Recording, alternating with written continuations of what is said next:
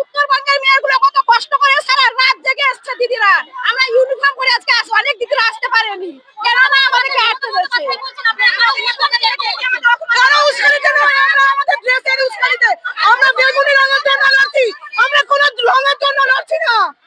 আমরা ন্যায্য দাবি চাইছি, আমরা ন্যায্য দাবি চাইছি। আমাদের ইনসেনটিভ ভাগে ভাগে আসে, আমাদের বেতন ৫,২৫০ টাকা, এটাকেও যদি আটকে রাখে তাহলে কি করে চলবে দিদিদের? এই দুর্গুণের বাজারে আমরা কিছু হয় না। রাজ্য পুলিশ রীতিমতো আপনাদেরকে আটক করে প্রিজন ভ্যানে তুলছে। রাজ্য পুলিশ জেলায় জেলায় সব জায়গাতে একই চিত্র দিদি।